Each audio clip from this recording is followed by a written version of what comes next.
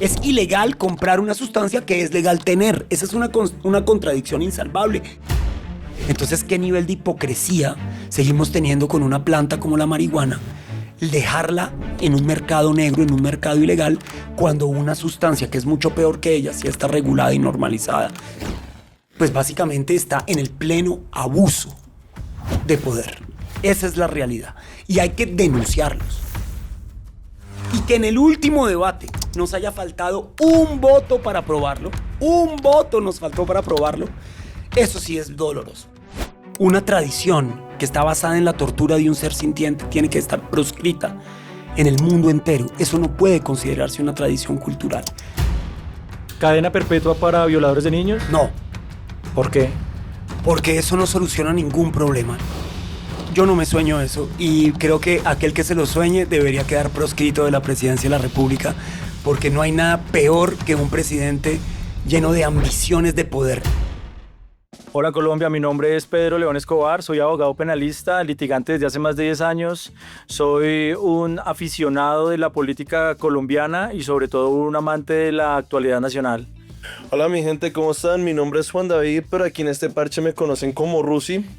Yo nada, soy un joven que gracias a su entorno social y familiar conoce y le gusta el tema político. Y cuéntame Pedro, ¿qué es lo que venimos a hacer? Aprovechando todo esto, vamos a formar un parche político, vamos a darle una alternativa a todas las personas para que nos acompañen y sobre todo conozcan sobre cómo se hace política y pues qué mejor que venga de la mano de los que son políticos. Ya saben gente, política por políticos, pero sobre todo parchándose. Así que agéndese para venirse a parchar aquí en el parche político. Y parchando el día de hoy con nosotros, pues Juan Carlos Lozada Vargas. Saludos para Juanca. Juanca, ¿cómo estás? Un placer tenerte aquí. Gracias, hermano. Gracias, Rusi. Gracias, Pedro. Gracias a toda la gente que nos ve por aquí en el Parche Político. Gracias por la invitación. Para mí es un gusto que ustedes arranquen este proyecto conmigo. Es un gran honor, así que espero que les vaya muy bien. Espero que sea un podcast muy parchado. Me los escucharé todos los que vengan, así que muchas gracias. No, agradecerte a ti confiar. Y pues, Juanca, para empezar, pues por el principio. Naciste aquí en Bogotá, tú eres Rolo. Soy más rolo que Monserrate y soy muy orgulloso de ser bogotano. Un territorio que todavía está nombrado con las palabras muiscas, ¿no? Desde sus alrededores hasta el otro extremo, es decir, desde el extremo norte hasta el extremo sur, uno puede nombrar esta ciudad con las palabras de las comunidades ancestrales, ¿no?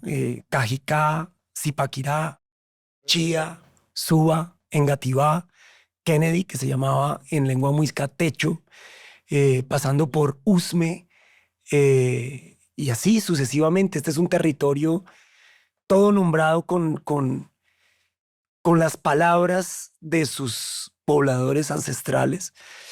Y entonces, pues este es un territorio mágico aún para mí, digamos. Oye, qué linda descripción. Yo no tenía ningún entendido de que Suba al menos era de raíz muisca, ¿sabes? Por supuesto, allá está todavía el cabildo muisca de Suba y hay un cabildo muisca en Bosa, cuya palabra también es una palabra muisca. Son palabras que repetimos a veces sin acordarnos que no son palabras de la lengua española, que son palabras que provienen de la lengua muisca y que por supuesto este territorio está marcado por sus mitos, por sus leyendas, que está marcado, si se quiere, por su tradición.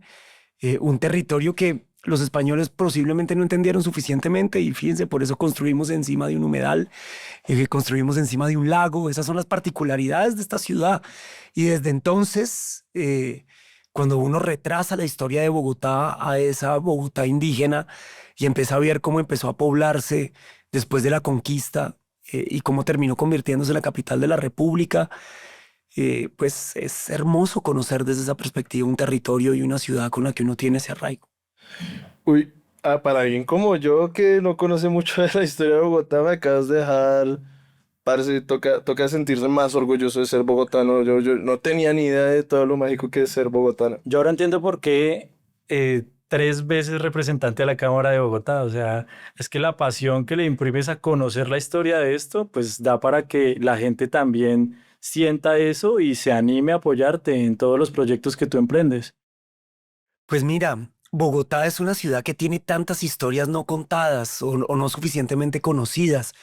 Cuando uno se pone a leer historia de Bogotá, lo único que uno puede hacer es maravillarse y darse cuenta que esta ciudad, que parece tan fría, yo recuerdo esa descripción de Gabriel García Márquez, cuando le preguntaron cuál es el lugar que más lo ha marcado en su vida, Gabriel García Márquez dijo que había sido sin duda Bogotá, porque él viniendo del Caribe, viniendo de Aracataca y llegando a Bogotá, sintió el frío gélido y sintió un cambio cultural extraordinario entre la costa y Bogotá. Pero cuando uno lee muchas de las historias de Bogotá, se da cuenta que esta ciudad también tiene su realismo mágico. Pareciera que Bogotá fuera ese lugar frío comparado a la Macondo imaginaria de Gabriel García Márquez, ese lugar más bien donde la magia no existe. Y cuando uno lee historias, yo les cuento una, no sé si quieren, si me dejan. No, claro, estamos acá para eso. Hubo un momento en que en el Cabildo de Bogotá le tenían que poner un nombre a lo que hoy se conoce como la Plaza de San Victorino. Y en aquella época, cuando los curas querían nombrar un lugar, saber cuál era el santo que le tenían que atribuir a ciertos lugares, se decía que tenían que poner al más puro para que la voluntad de Dios se manifestara. Y entonces escogían siempre a un niño. Entonces llevaron el niño al Cabildo de Bogotá y metieron todos los nombres de santos en una bolsa. Y el niño tenía que meter la mano y el nombre que saliera iba a ser el nombre con el que iban a nombrar la plaza. Y entonces el niño mete la mano y sale San Victorino. Y los curas dijeron, uy, justo el nombre más feo. Hubiera podido ser Santa Bárbara, San Lucas, San Marcos, cualquier cosa, pero no, justo salió Victorino, el nombre más feo de santo. Y entonces dijeron, no, venga, hagamos una trampita, repitamos. Y entonces volvieron a echar el nombre de San Victorino. Y el niño metió la mano y volvió y salió San Victorino. No, Y destinado. entonces los curas dijeron, uy, Designio. güey, madre. No, pero venga, hagamos otro intento. 3 veces el niño sacó San Victorino. el nombre de San Victorino para nombrar a la plaza de San Victorino. Eso está escrito en los anales del Cabildo de Bogotá, hoy conocido como Consejo de Bogotá, como un niño sacó de la bolsa donde estaba el nombre de todos los santos posibles de la tradición católica, sacó 3 veces el mismo nombre, por eso la plaza de San Victorino en Bogotá se llama de esa manera. No, increíble. Entonces ¿sabes? Bogotá tiene historias que son dignas de contar que poca gente conoce. No, mira, y ahora que estamos tocando el tema de la infancia de los niños, a mí me encantaría saber, Juanca, ¿cómo fue tu infancia? Te imagino que te habrás criado en diferentes barrios por a través de la ciudad, estudiaste en diferentes colegios, no sé, ¿cómo fue tu infancia? Pues mira, yo crecí en un barrio en el que me encantó crecer, de hecho, que es el barrio Nicolás de Federman. Es un barrio de clase media, es un barrio donde digamos que es un barrio muy residencial y tiene una cosa muy chévere y es que está a pocas cuadras de la Universidad Nacional de Colombia, porque ahí en ese pedazo, ya contra la 53, está la Universidad Nacional de Colombia y yo todos los fines de semana iba a jugar fútbol con mi papá a la Universidad Nacional de Colombia. Jugar Y fútbol. uno podía desde ahí casi que caminar hasta el Estadio El Campín, donde mi papá me llevó por primera vez cuando yo tenía 4 años. Mi papá es de Santa Fe. Yo salí de Millonarios por mi mamá. Soy hincha furibundo de Millos. Y mi papá tuvo la amplitud en la vida de cogerme de la mano todos los fines de semana, llevarme al estadio con la 15 de Arnoldo Iguarán, que era el goleador de aquella época. Pues ya estoy cucho, imagínense cómo estará Arnoldo. Arnoldo Iguarán durante muchos años fue el goleador máximo de la selección Colombia. Sí, de la claro. selección Colombia. Creo que solo hasta que llegó Falcao pasó Arnoldo Iguarán, el Guájaro, que era una moto, un tipo que corría a una velocidad increíble. Pues yo los fines de semana no me quería poner otra camiseta que no fuera la azul y blanca con el 15 de Arnoldo Iguarán a las espaldas. Pero en ese lugar, además, uno, si cogía más para el norte, pues ahí está el Parque de los Novios, que tiene un lago espectacular en el que uno podía y todavía puede ir a darle a estos botecitos de pedal. De los, sí. Entonces mi infancia en ese barrio transcurrió los fines de semana, porque pues entre semana iba al colegio o lo que fuera, pero los fines de semana transcurría entre el parque de los novios, entre la Universidad Nacional de Colombia, Y el camping. el Estadio El Campín, y había unos, digamos, parques de barrio ahí. Ahí está la Universidad Antonio Nariño en ese barrio, y ahí cerquita hay unas canchas de básquet también, enfrente de la curia, de la iglesia. Entonces, ese era un barrio muy tranquilo en esa época, todavía es un barrio muy tranquilo. Y yo crecí, digamos, hasta los 6 años, casi 7 años en ese entorno. Y después de eso, mi madre, que es embajadora de carrera diplomática y ella está pensionada, pero duró toda su vida en la Cancillería, fue trasladada por primera vez en comisión al exterior. Y entonces yo viví 5 años en Caracas, en Venezuela, desde los 7 hasta los 11, 12 años viví en Caracas. Me tocó el primer intento de golpe de Estado que le dieron a Carlos Andrés Pérez Uf. meses antes, un año antes de que Hugo Chávez diera el golpe de Estado con el que terminó siendo presidente de Venezuela durante década y media, y que por supuesto terminó en la Venezuela que conocemos hoy, la Venezuela bolivariana. Pero a mí me tocó el último mandato de Carlos Andrés Pérez. Yo era apenas un niño, yo tendría ahí 7, 8 años, y me tocó eso que se llamó el Caracazo. Y entonces, eh, pues a mí eso me marcó porque recuerdo, yo estaba jugando fútbol. El fútbol es una cosa muy importante en mi vida, como pueden darse cuenta. Qué bueno Entonces, saberlo, sí. estaba jugando fútbol en el aeropuerto de La Carlota, se llama, que es el aeropuerto que está dentro de Caracas. Ellos tienen un aeropuerto afuera y un aeropuerto adentro, un poco como Medellín. Y estábamos jugando fútbol al lado del aeropuerto, y empezaron a llegar los choferes de los niños del colegio a recogerlos. En esa época digamos, todos los hijos de diplomáticos, por supuesto que tenían carro con chofer en Venezuela. Era una Venezuela muy distinta a la que hay hoy, una Venezuela multimillonaria, llena de petróleo, con carros. Todo el mundo tenía 3 y 4 carros en Caracas. En fin, y llega el chofer de mi mamá a recogerme, y empezaron a sacar a los niños porque ya empezaron los saqueos en los supermercados, empezaron los disturbios por toda Caracas, en Petare, la gente tomándose la ciudad. Y recuerdo estar prácticamente más de una semana encerrados en la casa mientras sucedía este intento de golpe de Estado. Eso fue un episodio que a mí me marcó la infancia. Y luego yo volví a Bogotá a eso de los 11 años. Yo estudié en el Liceo Francés, y entonces estuve en el Liceo Francés de Bogotá, en el de Caracas volví al Liceo Francés de Bogotá. Em, y por el hecho de que mi mamá era diplomática, cuando cumplí 13 años, a ella la volvieron a mandar a Estados Unidos, y entonces yo terminé de pasar toda mi adolescencia en los Estados Unidos. Yo estudié en el Liceo Francés de Nueva York, de Washington, durante 2 años. Mi madre trabajaba en ese momento en la misión de Colombia ante la OEA, y estuvimos ahí casi 2 años, y luego la mandaron a trabajar en la misión de Colombia en Naciones Unidas. Y entonces nos fuimos a vivir a Nueva York. Me gradué del Liceo Francés de Nueva York. Entonces pasé una adolescencia, una niñez y una adolescencia Movida. de muchos viajes, Claro. de estar entre Bogotá y Estados Unidos, Caracas, en fin. Y eso, por supuesto, que marcó mi vida, para el resto de mi vida, porque yo le tengo que agradecer eso, digamos, eso al trabajo de mi mamá. Yo hablo 4 idiomas gracias a todos esos viajes. Me dio una apertura mental que creo que es lo que le está faltando a muchos de mis compañeros en el Congreso de la República. Creo que gran parte de haber vivido esa experiencia de esa manera me hizo el liberal que soy hoy, y de la misma manera, pues, que me permite tener una mente abierta para valorar, si se quiere, la diversidad, que yo creo que es una cosa que en este país nos hace muchísima falta. Ahí para no adelantarnos tanto, la parte de infancia y adolescencia un poco movida, ¿sabes? Se nota que desde chiquito la política te dio a influir en algo. O sea, ¿desde qué momento tú dijiste, me está llamando la atención la política, quiero ser representante de mi salón, quiero ser personero, quiero aspirar a un cargo dentro de mis estudios donde yo pueda representar a mis compañeros? Nunca, jamás. Jamás. Dentro de Eso esa no me época pasó te ni nunca. por la mente. Tal vez en el último año del colegio en Nueva York se creó, cuando yo estaba en el colegio, mi colegio tenía uniforme. En Nueva York tenía uniforme, entonces nosotros teníamos que ir A diferencia de los colegios públicos, el Liceo Francés era un colegio privado. A diferencia de los colegios públicos, los colegios privados casi todos tenían uniforme.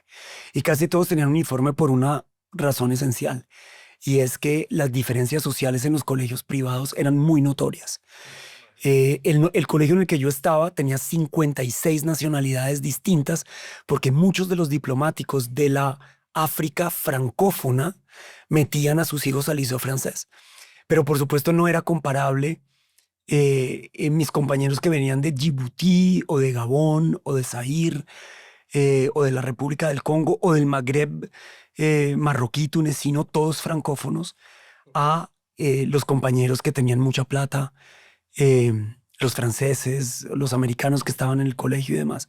Y entonces como una forma de que esas diferencias socioeconómicas no se notaran en los colegios privados, ponían uniforme para que pues no hubiera, Que todos se que sintieran no se como supiera todos quién fueran tiene iguales. plata por la marca que tiene, por Que los todos zapatos fueran que lleve y demás. exactamente igual. Entonces esa estandarización en realidad lo que pretendía era de alguna manera eh, que hubiera una relación mucho más horizontal entre la gente que no dependiera de su condición social. Y nosotros estábamos dando la pelea porque nos dejaran ir una vez al mes vestidos de civil. Y entonces Ahí para mostrar. yo empecé a joder con eso y lo logramos. Y entonces a mí me nombraron esa vez, pero por aclamación, porque yo fui el que fui a joder, que nos dejaran ir una vez al fin y al cabo, cuando salíamos del colegio, pues eso se notaba Todos se porque nos cambiaban. vestíamos todos igual. O sea, eso no era. Entonces yo le decía, pues. Y en definitiva, los adolescentes son gente que quiere establecer su em, individualidad vistiéndose todos igual. Entonces eso Solo quedaba. no es una cosa tan grave. Y entonces nos hicieron caso y yo quedé nombrado el representante estudiantil del colegio, pero por activismo, no por querer tener un puesto. ¿Sí me explico lo que Por quiero tenerlo decir? innato. Por estar jodiendo. Exacto, por ya, tenerlo innato. poner a Ey, fregar, queremos esto. Sí, acá, mire, aquí están las firmas, somos 68 que estamos pidiendo que nos dejen un dress down day, se llamaba en inglés, un día que pudiéramos bajarnos de la corbata y bajarnos de la falda. Y entonces eso pasó, pero yo nunca, al contrario, justamente porque yo respiré política en mi casa desde muy pequeño. Mi papá hizo política durante muchos años, mi mamá es experta en política internacional. En mi casa se desayunaba, se almorzaba y se comía política y yo odiaba la política. A mí me parecía que eso, primero, alejó a mi papá de mi Pues. vida enormemente. Yo, digamos, tengo una relación muy complicada de chico con mi padre porque pues yo sentí como una especie de abandono porque él le dedicaba mucho más tiempo a la política que a la casa. Eh, y entonces yo de alguna manera crecí con muchas malquerencias hacia la política. Y por eso yo termino metido en la política casi en mis 30. Nunca se me ocurrió ni ser edil, ni meterme al consejo, ni nada de ese estilo. Cuando decidí meterme a la política, yo ya era un tipo de 30 y tantos años y no, digamos, no hice la carrera de un político profesional. Y yo agradezco eso enormemente. En mi ejercicio de la política hoy agradezco eso enormemente. Yo en una época compartí apartamento con una chica que trabajaba en la UTL, recién graduada de ella de la Universidad de los Andes, una de mis grandes amigas, Juana Dávila, en la UTL del maestro Carlos Gaviria Díaz, que es un personaje central en mi carrera política. Y eso empieza porque ella trabajaba en esa UTL y el maestro Carlos Gaviria venía a veces a trabajar a mi casa. Y yo les hacía de comer mientras ellos trabajaban. Y un día comiendo ahí me senté y el maestro Carlos Gaviria Díaz decía, es que yo no puedo entender esos políticos profesionales que empezaron a los 20 años en un edilato, a los 24 hicieron el Congreso, hicieron el Consejo, a los 28 la Asamblea, a los 32 una alcaldía, a los 36 la Cámara de Representantes, a los 40 el Senado y a los 45 quieren ser presidentes de la República. Decía el maestro, ¿a qué horas leyeron? ¿A qué horas fueron a teatro? ¿A qué horas fueron a un concierto? ¿A qué horas visitaron los museos? ¿A qué horas salieron tranquilos a echar bicicleta por su ciudad? ¿A qué horas vivieron la vida? Y él tiene razón. Nosotros tenemos una política en Colombia absolutamente profesionalizada Y yo creo que hay una profesionalización muy buena de la política, pero esta es muy nociva. Y es que llegan, digamos, seres de muy baja complejidad a la política colombiana. La política colombiana es una política de casi que de los lugares comunes. Hay muy, digamos, hay una reflexión muy poco complejizada en la política colombiana, con muy pocas, digamos, con muy pocos quiebres, con muy pocos cuestionamientos, con muy pocos, digamos, con muy pocas miradas originales. Y eso es porque les faltó mundo, porque les faltó leer, porque les faltó poesía, porque les faltó literatura, porque les faltó filosofía, porque les ha faltado la profundidad de la reflexión de la vida. Yo siento eso profundamente en la política colombiana y ojalá que todo esto que estoy diciendo aquí no sirva para que me hundan mis proyectos de ley como han hecho con otras entrevistas. Pero la verdad es que a uno le gustaría una política en Colombia muchísimo más filosófica, muchísimo más reflexiva, muchísimo más profunda en definitiva, no que se quede simplemente en los lugares comunes de la política tradicional. Bueno, pero yo tengo una duda acá porque tú hablas de los lugares comunes de la política. Explícanos un poquito a qué te refieres. O sea, me gustaría que nos dijeras cuál es el concepto que tú tienes del lugar común en la política colombiana. Pues fíjate, yo creo que uno puede ver los lugares comunes en la política colombiana desde aquellos políticos que han tenido seria singularidad. Carlos Gaviria Díaz es uno de ellos, por ejemplo. Antanas Mocus es otro de ellos. Hoy en día puede haber alguien más como Alejandro Gaviria, gente que hace una enorme reflexión. Cuando tú comparas el nivel reflexivo de esos tres, por no nombrar otros, con el político tradicional que viene de una región conservadora y que viene a defender visiones conservadoras del mundo, creo que se entiende lo que estoy diciendo. Ahí no hay un cuestionamiento sobre nuestra realidad, sino cómo vamos a mantener las mentalidades que son hoy fundadoras del status quo en Colombia. Y eso es seguir pensando dentro de la caja. Cuando yo digo que están en la política del sentido común, es simplemente seguir pensando dentro de la caja. Un ejemplo muy concreto tiene que ver con la marihuana, por ejemplo. Es evidentísimo que nosotros venimos cometiendo el mismo error desde hace 70 años con la guerra contra las drogas. Claramente. Es evidente que Colombia ha sido el país que más ha tenido que sufrir los vejámenes de esa fallida política internacional de guerra contra las drogas llamada el prohibicionismo. Y sin embargo, después de haber puesto centenares de miles de muertos, después de ver cómo los dineros ilegales del narcotráfico han erosionado nuestra sociedad, hasta la médula, hasta el tuétano, cómo esos dineros ilegales del narcotráfico lograron permear las instituciones de nuestro país, sus instituciones democráticas, al punto que el propio Pablo Escobar se sentó en el Congreso de la República. Cómo la estética del narcotráfico ha permeado gigantescamente la forma en cómo se construyen los cuerpos femeninos, por ejemplo. Cómo se construye, si se quiere, la relación hombre-mujer. Cómo eso ha pasado por el machismo más radical, que también proviene en gran parte de esa cultura traqueta. Cómo todavía hoy ha permeado, si se quiere, nuestra industria cinematográfica. Y cuál es la narrativa que Colombia le muestra todavía al mundo después de 20 o 30 años después de la muerte de Pablo Escobar. Hoy todavía seguimos contando su vida en 15 diferentes series, entre esas Narcos, El Patrón del Mal, el Pablo Escobar, y ha sido de alguna manera interpretado por muchos de nuestros mejores actores y demás. Hoy todavía seguimos contando la historia de Griselda Blanco, hoy todavía seguimos contando la historia de los capos, y cada vez que sueltan a un capo, ahora como soltaron a Leder y viene a Colombia y nos viene a traer otro pedazo de la historia del narcotráfico, eso parece llenar el morbo de nuestra sociedad, porque eso fue absolutamente determinante. Y con toda esa historia terrible, negra, oscura, de sangre, de muerte, de bombas, de 1 millón de pesos por policía muerto, en fin, bueno, lo que todo el mundo conoce de la historia del narcotráfico, este país sigue creyendo que el prohibicionismo es el camino.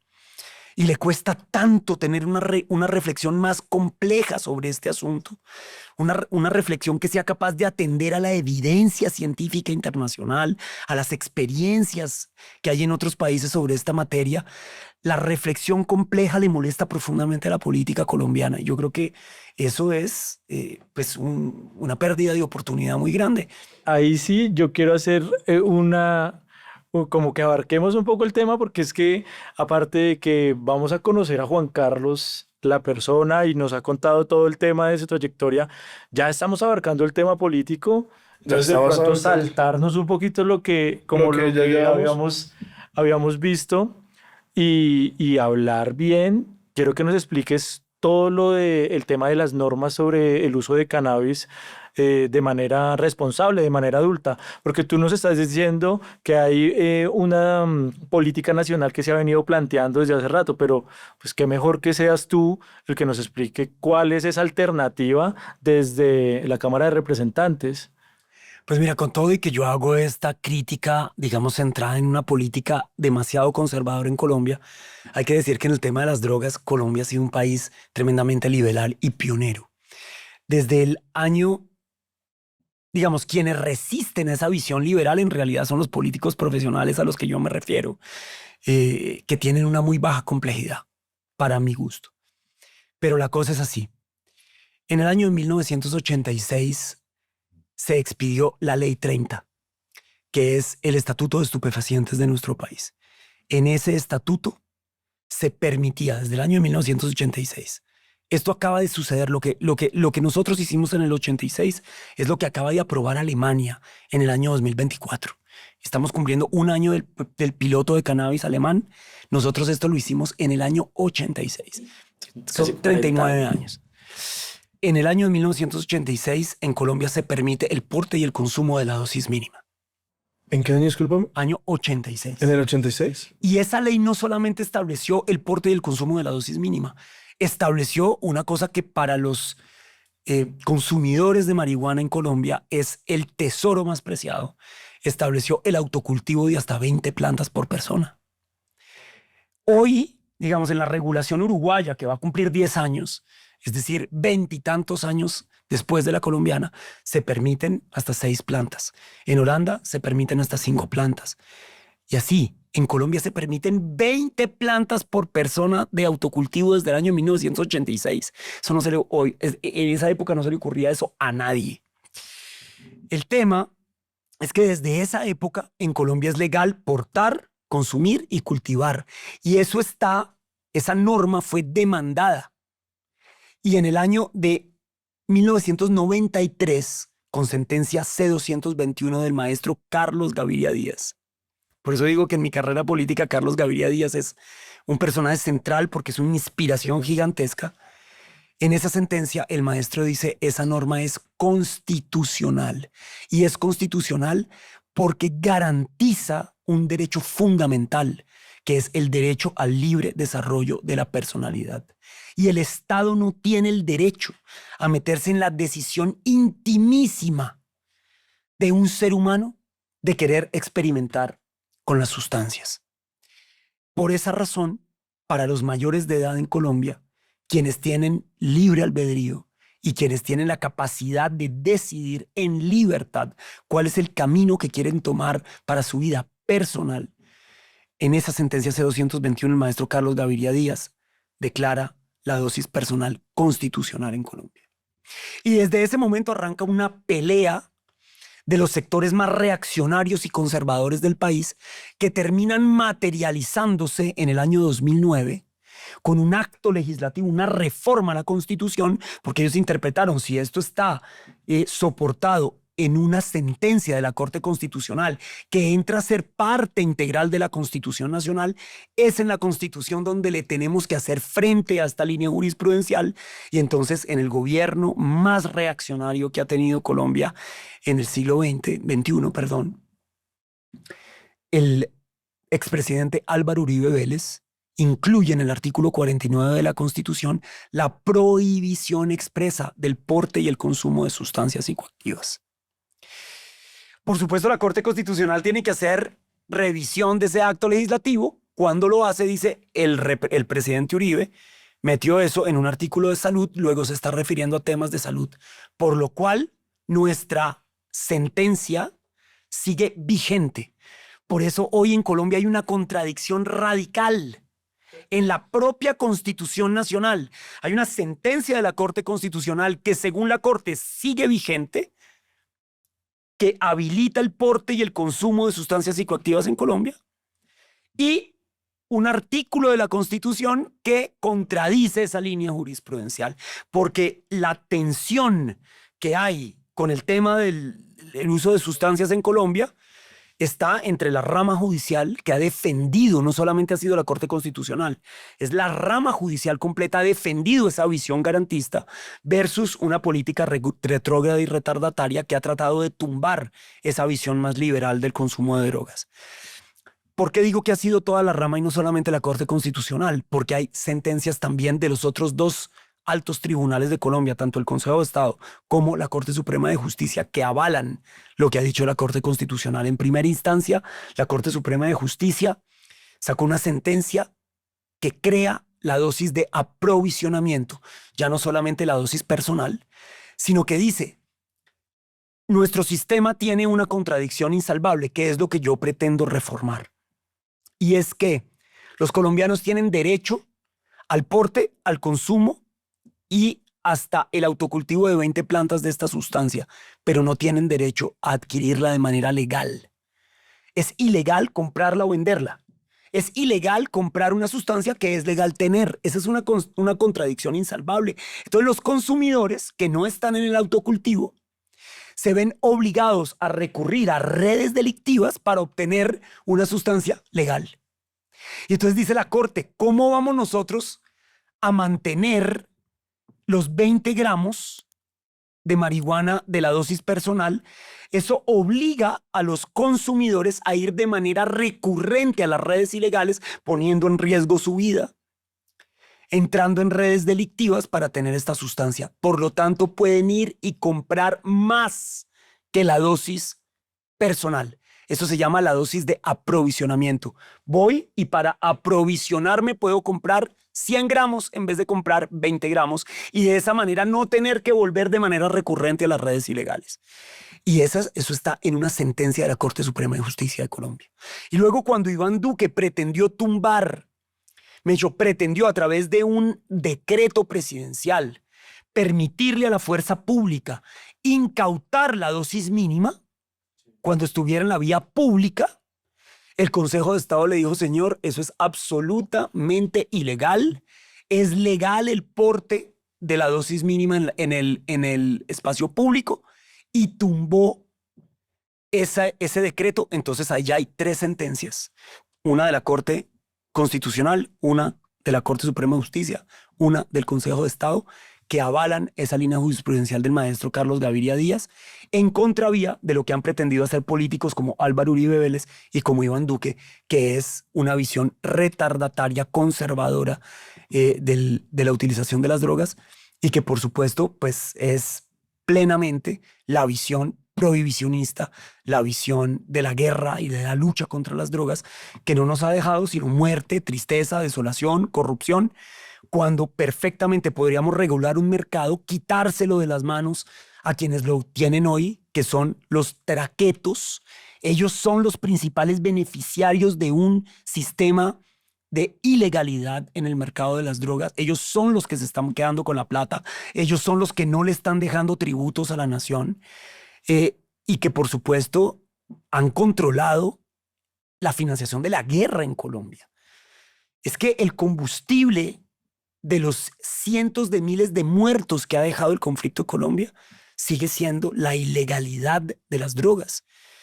Entonces, esa es una lógica que es perversa, que es absurda, que tiene que ser cuestionada, que tiene que ser puesta en causa, que tiene que ser transformada, y eso arranca por la regulación de la más tranquila, de la más suave de las sustancias, que sin duda es el cannabis. Y es más suave que las sustancias que tenemos hoy reguladas en Colombia, como son el alcohol y el tabaco. El tabaco mata a la mitad de las personas que lo consumen, 8 millones de muertos al año por consumo de tabaco en el mundo. Y según un estudio de The Lancet publicado hace unos años un estudio que hicieron en Inglaterra. The Lancet es una de las revistas científicas más importantes del mundo, sobre todo en temas médicos. Lo que muestra es que el alcohol es 3.5 veces más nocivo que la marihuana, tanto para el individuo como para su entorno social. Entonces, ¿qué nivel de hipocresía seguimos teniendo con una planta como la marihuana? Dejarla en un mercado negro, en un mercado ilegal, cuando una sustancia que es mucho peor que ella sí está regulada y normalizada en nuestra sociedad. Eso no tiene sentido.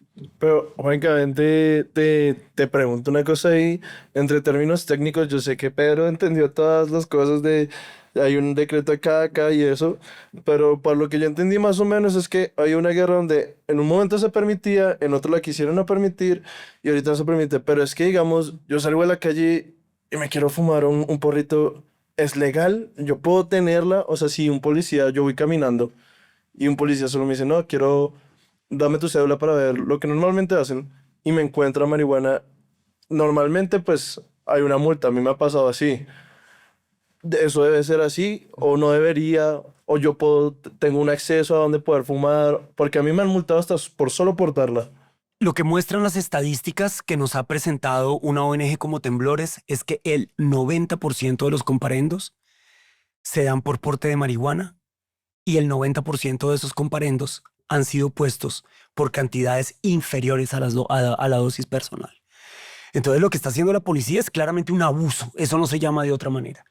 Porque en Colombia es legal portar la dosis personal y hasta más, hasta la dosis de aprovisionamiento. Si la policía no puede probar que la persona tiene esa marihuana para la venta, se entiende que es su dosis de aprovisionamiento. Perdóname, yo te interrumpo. O sea, aparte de los 20 gramos, yo puedo andar con una onza, digamos, en mi carro y me pone policía y yo le digo, hey, esta es mi dosis de aprovisionamiento. Aquí está la sentencia de la Corte Suprema de Justicia. Esta es mi dosis de aprovisionamiento. Yo la acabo de adquirir, la estoy llevando para mi casa porque esto es lo que me voy a fumar en los próximos 2 meses. Y no tengo por qué ir recurrentemente a comprar de a 20 gramos. Compré 150 gramos y me los voy a llevar para mi casa. Y la policía lo que tiene que hacer en ese caso es o comprueba o prueba que su merced iba a vender esa marihuana o lo tiene que dejar libre y lo tiene que llevar. Y usted se puede llevar su marihuana. Esa es la carta trampa que puedo botarle siempre a alguien. Por supuesto, no, es que es la ley. Es que es lo que está vigente en nuestro país. Lo que pasa es que la policía, que tiene una visión de la guerra contra las drogas, una visión estigmatizante de este asunto, que ha sido apoyada por políticos como Álvaro Uribe y Iván Duque, pues básicamente está en el pleno abuso de poder. Esa es la realidad.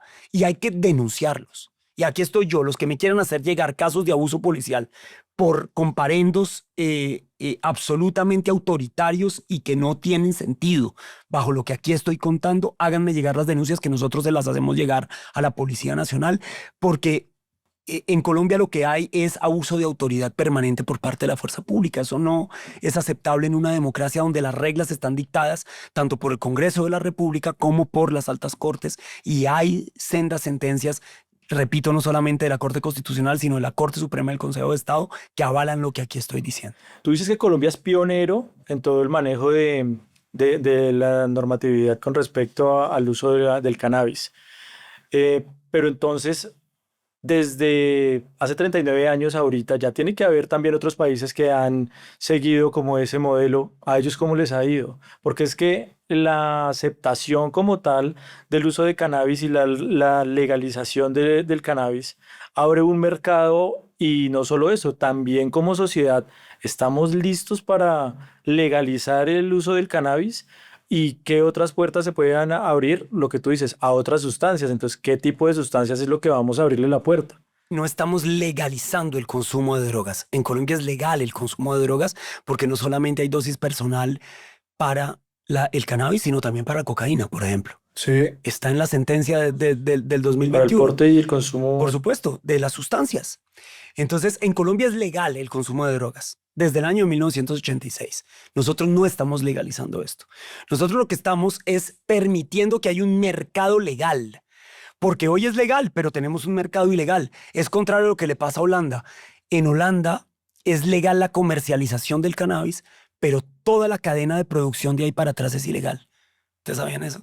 En Holanda están teniendo que solucionar ese problema. O sea, tú puedes tener la tienda de marihuana y todo, pero no puedes tener el indoor para cultivarlo. Nadie te pregunta de dónde salió esa marihuana, porque si te lo preguntaran, vas preso. Uy, no sabía. Todos los cultivadores de marihuana que terminan vendiendo marihuana iba a decir pet shops, en los coffee shops de Ámsterdam y de Rotterdam y de Den Haag, toda esa marihuana es ilegal bajo la ley de Países Bajos. Pero fíjate lo siguiente, por supuesto que en Países Bajos, desde hace 30 y pico de años, 40 años, es legal la comercialización del cannabis. Ahora es legal en Portugal, es legal en Uruguay, es legal en 27 estados de quienes se inventaron la política prohibicionista como guerra internacional contra las drogas que se llaman los Estados Unidos de Norteamérica. 27 estados que han legalizado el consumo de cannabis. Entre ellos los estados más grandes, los más famosos, los más conocidos como California, como el estado de Nueva York, como el estado de hecho, donde hay el consumo per cápita más grande de marihuana del mundo entero, que es Colorado, que fue uno de los pioneros en Estados Unidos en esta regulación. Y por supuesto que lo que ha sucedido en esos países, digamos, hay diferentes tipos de experiencia y diferentes modelos regulatorios. Colombia va a tener que discutir su modelo regulatorio. Y por supuesto que podemos aprender de muchas de las conclusiones de lo que ha pasado en otros países, pero nos va a corresponder a nosotros crear un modelo colombiano de regulación. Digamos que básicamente uno lo podría dividir en dos modelos principales, un modelo estatal y un modelo de libre mercado. Esos serían como las dos primeras grandes categorías. Uruguay decidió un modelo estatalizado a través del cual el Estado le vende a los ciudadanos cannabis a través de farmacias, con unos registros y unas especificidades para poder acceder a ese cannabis, un control de consumo y un control que ahora parece que han levantado o que han flexibilizado, pero ellos empezaron con un control a el porcentaje de THC. Y entonces eso hizo que en Uruguay la gente no se cambiara tan rápidamente al mercado legal, porque cuando la gente va a fumar marihuana quiere trabarse, maestro. Sí, claramente quiero. Entonces, si tienen niveles de THC muy bajos, usted no tiene con qué competir con el mercado ilegal, donde sí hay niveles más altos de THC. El otro modelo es el modelo gringo, un modelo de libre mercado, donde la gente saca unas licencias y monta su negocio privado de venta de cannabis. Lo mismo que en Canadá. De esa manera. Yo creo que Colombia tiene que tener una especie de modelo intermedio. Y eso te iba a preguntar. Porque Colombia necesita, y creo que esta tiene que ser una de las condiciones del mercado colombiano, es que tiene que reparar a las víctimas del prohibicionismo. Y básicamente las víctimas del prohibicionismo en Colombia vienen, digamos, son muchas, pero hay dos principales que son las que deberíamos resarcir de primeras. Los cultivadores de marihuana del norte del Cauca, Corinto, Caloto, Condoto, Toribío, y los cultivadores urbanos. Esos han sido los dos eslabones de la cadena del narcotráfico que más han sido perseguidas cuando son los menos peligrosos. Son a los que hemos estigmatizado. Son los que están en la mitad entre el productor y los consumidores urbanos o productores urbanos, que son los narcotraficantes a los que deberíamos estar persiguiendo, no persiguiendo campesinos pobres ni consumidores que deben ser tratados más bien bajo un enfoque de salud pública.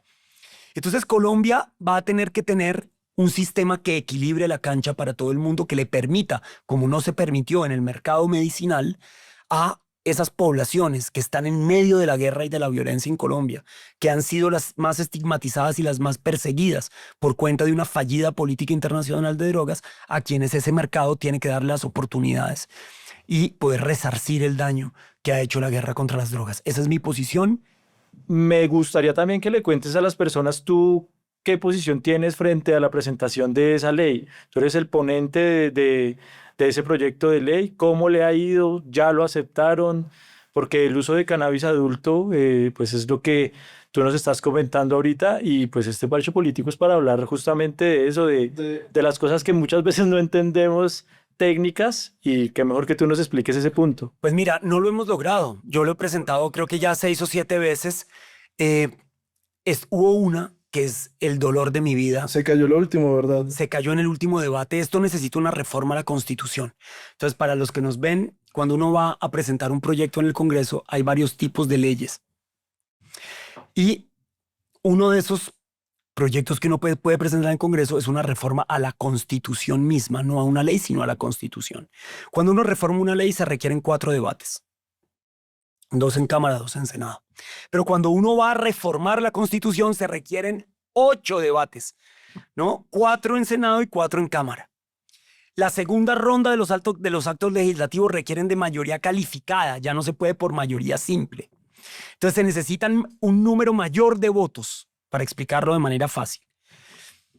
Nosotros llegamos hasta el último de los 8 debates. Esto es una proeza. O sea, que semejante tema tan polémico haya sido aprobado en 7 debates por el Congreso y que en el último debate nos haya faltado un voto para aprobarlo, un voto nos faltó para aprobarlo, eso sí es doloroso. Porque si uno lo derrotan en el tercer debate y le ganan por goleada, pues uno acepta. A mí me ganaron por goleada varias veces durante el gobierno de Iván Duque, pero perder en el último de 8 debates por un solo voto es un dolor terrible porque es que lo tuvimos Ahí, a medio segundo. casi pegado. Faltó un representante del pacto histórico ese día y ese voto hundió el proyecto. Y hubo liberales, gente de mi partido que debería estar en esta misma página, porque si no, ¿cuál es la diferencia entre los liberales y los conservadores? Que tampoco fueron a votar y que no quisieron participar del debate, porque son conservadores, no son liberales. Entonces, hombre, eso estuvo durísimo y por eso no lo logramos, tristemente. Yo quisiera que tocáramos 3 puntos importantes acá, porque tú ya nos dijiste, bueno, estás metido en el tema cultural, estás metido también en el tema artístico y en el tema animalista. O sea, puntualmente me gustaría que nos contestaras unas preguntas sobre esos 3. Desde mi punto de vista, yo quisiera que nos comentaras más sobre esa ley del músico. ¿Cómo estás buscando protegerlo? ¿Qué es lo que estás ahorita proponiendo para que cambie ese paradigma que se está dando? Pues mira, el centro de la ley de la música tiene como inspiración lo que lograron hacer con muchos años de lucha los artistas audiovisuales. Colombia, a partir de la ley del cine, pasó de 2 producciones cinematográficas al año a 100 producciones cinematográficas al año, porque lograron crear un ecosistema de estímulos a esa industria que hoy le da miles de empleos a Colombia y que ha permitido que nos convirtamos en un hub de producción audiovisual.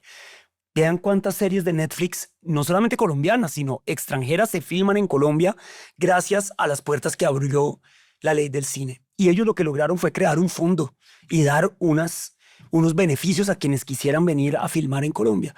De la misma manera queremos crear un fondo con la ley de la música que permita apalancar proyectos de músicos en nuestro país y apalancaría todo tipo de proyectos, desde proyectos educativos hasta el mejoramiento de espacios para la música, que puede ser desde salas de ensayo a salas de grabación, a lugares donde la música nace, como los bares, las discotecas y demás, que esos lugares de ese ecosistema musical de Colombia puedan mejorar sus condiciones técnicas, que los músicos puedan profesionalizarse. Pero también creamos con la ley de la música, mejoramos el Sistema Nacional de Música que hoy está en el Ministerio de Cultura y por supuesto con un enorme reconocimiento de las músicas comunitarias, de las músicas tradicionales, de las músicas, digamos, de la Colombia profunda. Yo creo que eso era absolutamente valioso de la ley de la música. Pero reconociendo que la música colombiana no es solo nuestra música folclórica tradicional, sino que hoy tenemos música electrónica colombiana, que tenemos reggae colombiano, que tenemos rock colombiano, y entonces abrirle las puertas a todas esas expresiones artísticas. Yo te digo, Colombia hoy es una potencia mundial de la música. Sí, así como dice Petro, Colombia potencia mundial de la vida, pues no, Colombia es potencia mundial de la música. Es que pónganse a pensar. Es impresionante el ecosistema del reggaetón en Medellín. Ha crecido bastante. Pues, los artistas más escuchados en Spotify en los últimos 5 años, todos vienen de Medellín, Karol G, Maluma, que a mí no me gusta nada, pero pues hombre, la Ahora gente vamos a lo poner a oye. Maluma. ¿Cómo se llama? J Balvin, Blessed, pero todos estos Uy, tipos. aguánteles. Pero luego fíjate, es que Colombia tiene el artista musical más grande de la historia de América Latina. Es decir, puede que alguien me quiera matar por lo que voy a decir en términos puramente musicales, pero ¿cuál es la artista que ha vendido más discos en el mundo, que ha llegado hasta el último rincón de este planeta en América Latina, si no se llama Shakira? Claro. Y puede que, como dijo Charly García, algunos consideren que que Shakira es una hamburguesa, pero una hamburguesa de McDonald's, dijo Charly García. Pero Sabe rico no ha en habido todos un artista lados. que venda más en el planeta. Y vayan y miren ustedes a Lisa Humet rompiéndola con Bad Bunny. La segunda canción más escuchada en Spotify de Bad Bunny sigue siendo Ojitos Lindos, con una cantante colombiana que se llama Lisa Humet, de una banda extraordinaria que se llama Bomba Estéreo. Bomba Estéreo, sí. Y vaya y vean el circuito más independiente, cómo le está yendo a los artistas colombianos de bien. Es decir, este man la rompe en México, la rompe en Argentina. Yo podría aquí nombrar un cartel entero de un festival alucinante de música de solo músicos colombianos. Carlos Vives, Fonseca. Es que sí, yo podría seguir aquí nombrando horas y horas y horas artistas colombianos absolutamente alucinantes en la música. De hecho, ya que estamos hablando ahí de que la ley está abriendo puertas para que nuevos músicos y proyectos se creen a base de la música, también hay otra cosa en la que tú estás metido que también abre muchas puertas, que de hecho me hubiese gustado no ser tan contemporáneo, sino haber sido un poco más joven, porque en mi juventud yo quise intentar ser un jugador profesional de videojuegos. Yo jugaba bastante un juego llamado League of Legends. Pero pues tú sabes, en aquellas épocas, con 14 años, yo qué le voy a decir a mi mamá, madre, me van a pagar por jugar. Entonces ya pensaba que me iban a estafar, me iban a robar, seguramente va a secuestrar. Pero estaba viendo que hoy en día tú instauraste una ley donde se impulsa de una manera ya Profesional. y profesional y del Estado que se trate como lo que es un deporte, en un simple hobby. Creo que ya está en los Juegos Olímpicos. Por En los supuesto, Juegos fíjate, Olímpicos ya entró. Dime, ¿por qué la legislación siempre tiene que estar 30 años atrás de los avances sociales? Es decir, los esports están reconocidos por el Comité Olímpico Internacional, maestro. Entonces, ¿cómo los colombianos, que tenemos grandes jugadores de videojuegos, es que no es sino ir al Comic Con y a todos estos, digamos, festivales de las comunidades geeks y de los cosplayers en fin, en Colombia eso es enorme. ¿Cómo es que nosotros no vamos a reconocer entonces en nuestra legislación los esports y a promocionar y a promover que tengamos campeones de esports en este país? Yo tengo que decir que yo también soy jugador de videojuegos desde muy pequeño. Yo competí en algunas competencias, digamos, informales de Winning Eleven y de, ¿cómo se llama? Winning Eleven era Winning fútbol. Eleven era claro. tremendo. Antes del pez, claro. Yo me gané un campeonato bogotano ¿cómo se llama? Acabo de decir, de Winning Eleven.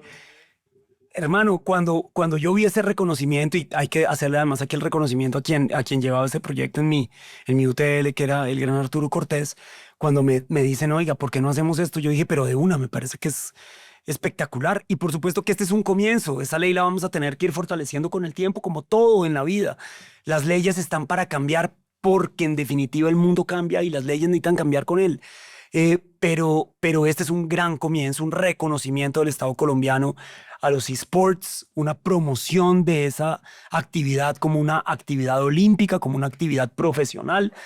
Entonces yo creo que, pues en este caso, Colombia es uno de los primeros países en el mundo en hacer esto. Y entonces por fin en algo no vamos a estar 30 años atrás de la realidad social. Y ahí el tema, por ejemplo, dentro de la ley, que sea el Estado el que cobije a estos muchachos que practican estos eSports, que les otorguen un presupuesto, todo eso como está. O sea, sí se les está otorgando un presupuesto real, porque de todas maneras practicar un eSport es costoso. Es algo ¿O cómo se está manejando? Pues bueno, el Ministerio del Deporte va a tener que sacar una política pública de esports en Colombia que tendrá que tener los lineamientos de cómo el Estado se va a involucrar en estas nuevas disciplinas que ahora van a ser disciplinas olímpicas. Así de Pues fácil. ya lo están haciendo, claramente. Así es. Y bueno, yo creo que sí tenemos que estos 2 minuticos que nos quedan antes de entrar a la dinámica, por ahí estuvimos mirando y tienes una polémica con un cantante por el tema que nos estabas contando del animalismo, de la protección, de la norma anti-ole. Que desde aquí se lo dedicamos. Entonces, ¿A qué te dedicamos, Calamaro? Yo sí quisiera preguntar ahí porque sinceramente, pues tú fuiste uno de los que más duro se ha parado por el tema del anti-ole, pero yo quiero preguntarte es, bueno, Calamaro te dice a ti, ¿cómo se está solventando los empleos de esas familias que ya no pueden ejercer esa actividad? Entonces, ¿la norma que ustedes han presentado sí los llega a proteger? O sea, yo quiero que nos aclares eso un poquito, porque acá en este parche hay que verlo desde los 2 puntos. Hay que ver cómo Por mí está no la vuelvas a ningún lado. Yo ya vi que Pedro le toca ser aquí a veces el abogado del diablo. No, siempre. Fíjate, Pedro. Lo primero es que nosotros vivimos en un país que ama a los animales. Yo conozco muy pocos países del mundo que tengan un arraigo tan poderoso con los animales. Es decir, nuestra ciudad, la ciudad de Bogotá, el 58% de las familias de Bogotá tiene gato o perro. Imagínate tú eso. En Colombia tenemos una de las legislaciones más avanzadas del mundo en cuanto a la garantía de los derechos de los animales. Nosotros logramos penalizar el maltrato animal, declarar a los animales seres sintientes, prohibir el maltrato en su contra y penalizarlo, pero además de eso, prohibir las corridas de toros, prohibir el testeo en animales con fines cosméticos, prohibir la utilización de animales en la protesta social, declarar la inembargabilidad de los animales, que nuestra Fiscalía General de la Nación tenga un grupo especial de lucha contra el maltrato animal, que la ciudad de Bogotá tenga un Instituto Distrital de Bienestar y Protección Animal, como lo tiene el departamento de Cundinamarca, como hay institucionalidad en Medellín, como empieza a haber una institucionalidad en Cali, en Barranquilla y en Bucaramanga. Es decir, si algún país de América Latina ha avanzado en la defensa de los derechos de los animales, yo no tengo la menor de las dudas que es este país, Colombia, y eso se debe a los 10 años que nosotros llevamos en el Congreso de la República haciendo esta tarea y que ahora han llegado fuerzas políticas animalistas nuevas que continúan con esta tarea y que ahora somos muchos en el Congreso de la República los que tenemos esto como una bandera esencial de nuestra filosofía de vida que se traduce en leyes de la República. Por supuesto que una tradición que está basada en la tortura de un ser sintiente tiene que estar proscrita en el mundo entero. Eso no puede considerarse una tradición cultural. La cultura no puede estar basada en la violencia de un ser sintiente, de un pobre animal al que nadie le preguntó si quiere estar ahí o no quiere estar ahí. Simplemente lo cogen para torturarlo durante 1 hora, para terminar asesinándolo, para el disfrute de seres humanos. Yo no quiero que mi hija crezca en un mundo donde eso se llame cultura, donde eso sea una fuente de entretenimiento para nadie. La violencia no puede ser una fuente de entretenimiento para nadie. Entonces, claro que eso tiene unas dificultades porque hay unas personas que viven de eso y demás. Son muchos menos de los que los taurinos nos quieren hacer creer. Y por supuesto, para ellos el proyecto de ley deja en plena claridad que el Ministerio del Trabajo tiene que sacar adelante un programa de reconversión laboral. Eso a ellos no les importa. Ellos hacen escándalo con que le están quitando su trabajo y demás. Eso, nadie vive de la tauromaquia en Colombia. Bueno, pero Yo te voy a decir hay una cosa. creadores y hay gente que debe vivir de la tauromaquia, Te voy a porque decir, eso debe mover. ¿Tú sabes quiénes son las personas que tienen ganaderías taurinas en nuestro país? Ellos no se van a morir de hambre, hermano. ¿Tú sabes lo que cuesta mantener una ganadería de lidia? Eso no son pobres. Eso te lo puedo garantizar. Échate una leidita para que veas. Por ejemplo, ahí está, claro, yo he leído. ahí está, por ejemplo, al que hace poco metieron preso uno de los de Achuri Viejo por una pirámide ganadera. ¿Cómo es que se llama ese señor? Ahora No, se es me que eso, olvida. para hacer pirámides, eso cualquier. Metieron una sí, pirámide ganadera. Ese señor, Cualquier negocio esos funciona. tipos tienen muchísima plata. Yo te digo, por las ganaderías, no te preocupes tanto que ellas no son las que van a sufrir. Los que van a sufrir son los toros de esa ganadería. Porque a esos señores no les importará dejarlos morir. Ellos dicen que el toro es casi una religión para ellos, que los aman, que los quieren, que los cuidan como nadie los ha querido antes, para después torturarlos y matarlos. Pero si no los dejan torturarlos y matarlos, el toro a ellos no les importa nada. Ellos quieren el toro es para matarlo y torturarlo. Si no les permiten matarlo y torturarlo, que se muera de una vez. Los van a sacrificar. Eso es lo que van a hacer los ganaderos que supuestamente aman a los toros por encima de cualquier consideración, para los cuales, como lo dijo algún día Gonzalo Sáenz de Santa María, son casi una religión. Así me dijo en un debate. Bueno, pues ya veremos qué tan religiosos son cuando tengan que mantenerlos hasta que puedan morir de viejos. Eso ya lo veremos. Y creo que es imposible que lleguen a ese punto. Pero te voy a decir una cosa, la economía que se va a mover con este proyecto de ley es 1000 veces más interesante que la economía del toro. ¿Por qué razón? Porque la sentencia 666 de la Corte Constitucional establecía que la actividad taurina era legal únicamente, es decir, es ilegal en prácticamente todo el territorio colombiano desde antes de nuestra prohibición. Dijo que era legal única y exclusivamente en aquellos municipios que pudieran demostrar tradición taurina. ¿Cómo se demostraba la tradición taurina? Que se hubiera hecho de manera ininterrumpida, es decir, que ni siquiera un solo año se hubiera dejado de hacer, que se hiciera siempre en las mismas fechas, porque ahí es donde hay tradición. Como San Fermín. San Fermín no lo hacen en España todos los meses, es en una época específica del año y eso es lo que es tradicional. Entonces, múltiples, casi ningún municipio de este país cabe dentro de la prueba de tradición taurina. Pero además de ello, como solamente se puede hacer en una época del año, cuando transformemos las plazas en verdaderos centros culturales, se va a poder hacer todo el año. Entonces, toda esa economía informal que está alrededor de la plaza ya no va a ser en una sola época del año, sino en todas las épocas del año. Pues, ¿en dónde tocó el señor Calamaro? Estaba tocando en la Plaza de Toros. ¿Y dónde va a ser el concierto de los fabulosos Cadillacs en Medellín? En una plaza de toros. Y así sucesivamente. Entonces, esos son espacios que se van a reconvertir para una verdadera industria cultural que va a dar trabajo todo el año y que no simplemente va a dar trabajo una vez al año. Vamos a salir ganando. Las economías informales que están alrededor de la tauromaquia van a salir ganando con la prohibición. Pero ahí ya es donde tiene que entrar la norma y tiene que estar completamente regulada para que eso llegue a suceder. Y nosotros somos los primeros que vamos donde la ministra de Cultura y le decimos cuándo va a salir la regulación. Vamos donde el ministro de Trabajo y le decimos cuándo va a salir la regulación, porque eso tiene que quedar clarito. Claro, porque no es simplemente pues proscribir la actividad y dejarla hasta ahí, sino lo que tú dices, darle esa regulación para que esta gente que está en ese, llamémoslo así, vacío, que no saben qué van a hacer, entonces puedan tener un respaldo. Mira, hay un escritor colombiano sobre temas de bioética y tauromaquia, el gran Carlos Crespo, que hizo un estudio muy serio, cogió los últimos 10 o 15 años y vio cuáles fueron los toreros que torearon en Colombia. Creo que torearon más de una vez 6 toreros solamente en los últimos 15 años. ¿Tú crees que viven de eso? No viven de eso. Esa es la realidad, no viven de eso. Es un espectáculo. No viven de eso. Una parafernalia que les gusta. Ellos no viven de eso. Todo es un Ellos espectáculo. metieron este tema de la economía y de la reconversión como el último resquicio con el cual querían hundir la ley. Pero yo te voy a decir una cosa, yo prohibí los plásticos de un solo uso en Colombia. Esos son 250.000 empleos en Colombia. Y nadie brincó a decir, van a acabar con el empleo en Colombia. Están peleando por 200 empleos directos, tal vez. No creo que haya más que eso en la tauromaquia. Y cuando dijimos además, hermosamente, porque también en algún momento nos dijeron, y los empleos, mire, la prohibición de los plásticos de un solo uso en su primer año de aplicación nos ahorró 54.000 toneladas de plásticos con tan solo una afectación en el 4% de la industria.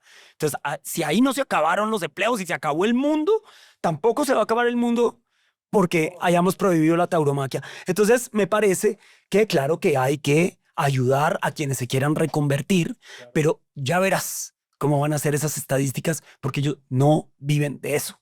Ninguno vive de eso. Ninguno. En Colombia nadie vive de la tauromaquia. Esa es una realidad.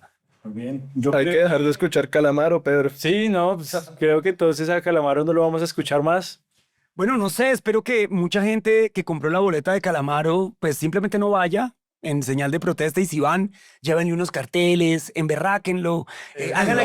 Toca ir a ver cada Calamaro. Yo le mandé un mensaje, él me bloqueó en las redes, a mí nunca nadie me había bloqueado en las redes, me bloqueó porque hice un video recientemente en el que le decía a Calamaro que te arda, hermano, que te arda porque En Colombia no vamos a seguir matando toros. Que te arda, que te arda. Y si no te gusta, y si no te, sí, si no te gusta, no vuelvas, no vuelvas, no vuelvas, no te gusta, no vuelvas. Pero tú viniste aquí fue a cantar. Entonces ven a cantar. Claro, los artistas pueden expresar libremente su opinión política. Yo con eso no tengo ningún problema. Faltaba más, yo no seré quien censure. Pero si vas a venir a Colombia, te vas a ganar esos abucheos. Eso sí puedes estar seguro que no hay plaza a la que vayas en este país a hacer apología de la violencia en la que no te vayamos a abuchear. Amén. Bueno, aquí vamos a cerrar esta parte para pasar con las dinámicas de una vez. De una. Yo creo que deberíamos iniciar con el quemarropa. Entonces, bueno, ¿en qué consiste esta dinámica del quemarropa? Te vamos a hacer 3 preguntas sobre actualidad nacional. Tú tienes 10 segundos para decirnos qué es lo que piensas, o sea, inmediatamente así en caliente. ¿Cadena perpetua para violadores de niños? No, ¿Por qué? porque eso no soluciona ningún problema. Eso se llama populismo punitivo. Ahí no hay absolutamente ninguna forma de resocialización. Eso no garantiza que dejen de violar niños en el país. Atrápenlos. La impunidad es rampante en los delitos sexuales en Colombia, no solamente contra niños, niñas y adolescentes, sino contra mujeres y demás. Es mejor meterlos a la cárcel que pretender que con una medida populista vas a solucionar ese problema. Además, eso ya lo tumbó la Corte Constitucional. Ahí esa es una discusión que está proscrita en Colombia. Eso se llama populismo, no se llama de ninguna otra manera. No, pero yo sí quiero decir algo porque, Juanca, me dueles porque si entonces con una cadena perpetua para violadores de niños en este caso no arregla nada, pues, ¿qué lo arregla? O sea, no quisiera ser tan drástico, irme a la que sigue, que sí es como una pena, digámosle, capital. ¿En qué posición estar? Entonces dejarlo así como está. Mira, los problemas de salud mental en Colombia no se arreglan con cadena perpetua. Aquí lo que tenemos es que tener un combate frontal contra el machismo, un combate frontal contra las enfermedades mentales, y eso se hace con educación, eso se hace, y de todas maneras yo te digo, siempre habrá alguien que va a salir con eso. Es imposible que no suceda. ¿Sabes lo que quiero decir? Luego, si la sociedad va a actuar con ese nivel de venganza, bueno, yo creo que es una sociedad igual de loca. La persona que lo comete. Por supuesto, es que el propósito del derecho penal es la resocialización. Si esa resocialización no se puede, pues esa persona va a tener que estar en tratamiento psiquiátrico el resto de su vida. Pero decir que se van a acabar las violaciones de niños porque cojan un tipo y lo metan por el resto de sus días en la cárcel es populismo punitivo y es mentira. Eso no va a suceder. Juan, me da pena, pero igual tengo que hacerlas un poquito más rápido. Bueno, entonces, consulta popular, ¿sí o no? Sí. ¿Por qué? ¿Y cómo es que no van a permitir que le consulten al pueblo las cosas?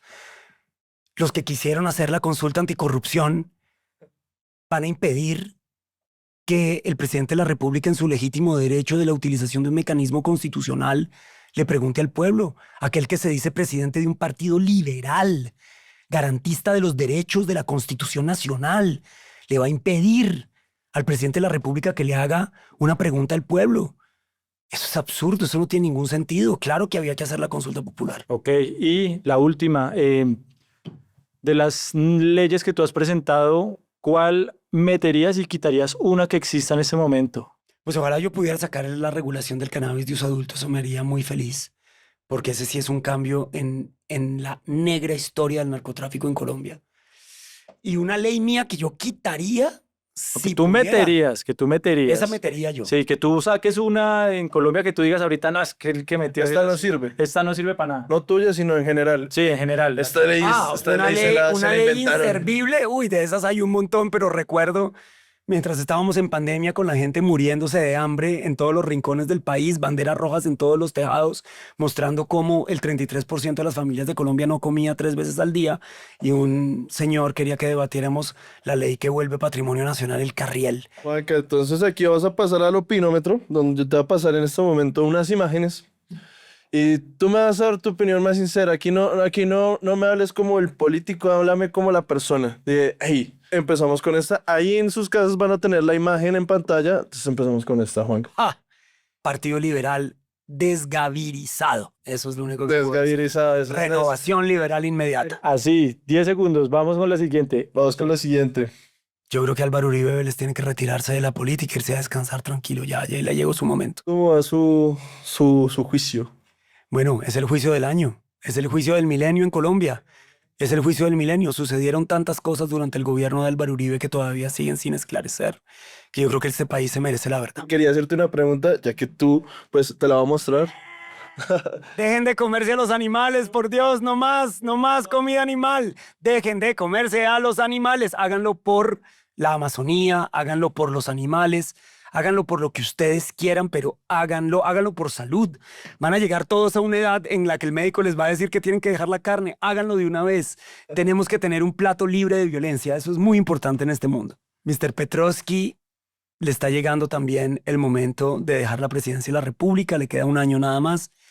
Y creo que el balance es más bien negativo de Petrovsky. ¿Algún día? Yo no me sueño eso y creo que aquel que se lo sueñe debería quedar proscrito de la presidencia de la República porque no hay nada peor que un presidente lleno de ambiciones de poder. El poder es para servir, no... Poder por poder es lo peor que le puede pasar a una democracia.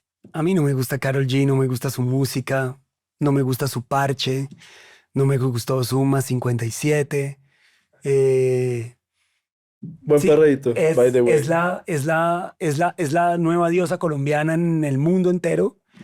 Y qué bueno por ella, pero a mí su música no me gusta. Siguiente imagen. Infaltable. O sea, yo creo que no me faltaba nunca un Estéreo Picnic. Ese sí es mi parche. ¿Cómo será mi parche que allá me aguanté hasta el esposo de Karol G? Al Fercho, allá lo fui a ver al Fercho. Esta, Juanca. Yo soy defensor de la diversidad de nuestro país, soy defensor de las minorías de este país y por supuesto que con la comunidad LGBTIQ+, más aún, ahora yo soy ponente también de la ley trans y en eso también soy enormemente progresista. Entonces, pues nada, simplemente seguir defendiendo sus derechos. Siguiente imagen, Juanca. Y bueno, Bogotá va a tener metro, los bogotanos lo estamos viendo avanzar. Yo concuerdo con que no era el mejor metro posible.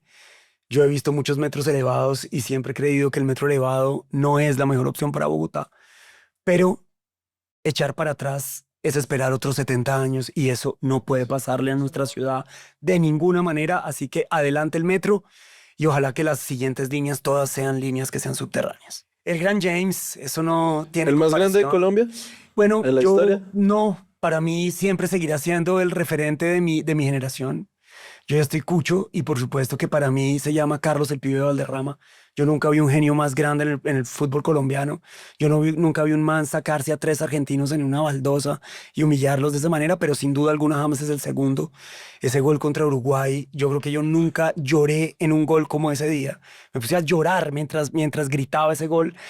Cómo la para de pecho, cómo mete ese balazo, cómo deja llorando al mordelón de Suárez. Suárez, Eso es no, un gol obvio. antológico que está entre los 10 mejores goles de la historia de los mundiales. Yo de eso no tengo ninguna... y creo que desgraciadamente el problema de James, la razón por la que creo que no es el mejor de la historia en Colombia, es porque él no fue hasta el 100% de su potencial. Es decir, James hubiera podido ser uno de los mejores jugadores de la historia del fútbol. Y desgraciadamente por tantas circunstancias, por a veces su personalidad y demás, yo creo que James hubiera podido llegar mucho más lejos.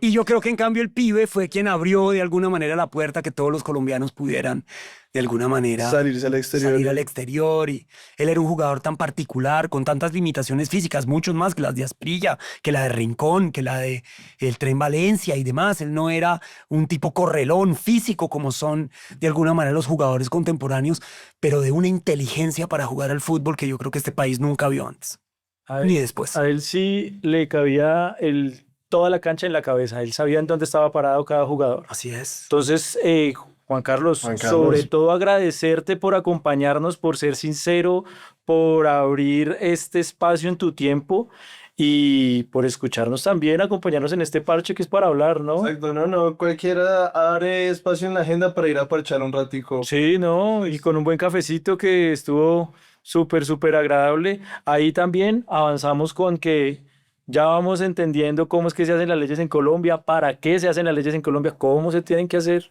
y bueno, la persona que eres, bacanísimo. Muchas gracias, Juan Carlos. A ustedes, muchachos, les agradezco en el alma. Muchas gracias a los que nos vieron, a los que nos escucharon. Un abrazo fraternal muy grande. Péguense al parche político. Es una buena forma de conversar de política tranqui, chévere, relajado. Así que bueno, felicitaciones por la iniciativa y cuenten conmigo todas las veces que me inviten aquí a este Muchas abrazo. gracias y allá en su casa. Recuerde, agéndese y venga y párchese aquí en el Parche Político. Muchas gracias, Juanca, por venir. Muchas gracias, Pedro. Muchas gracias. Chao. Y ya saben, si les gustó, si les llama la atención todo esto, tienen que suscribirse, tienen que seguirnos y bueno, compartir, lo más importante. Un saludo Colombia y esto fue Parche Político. ¡Bravo!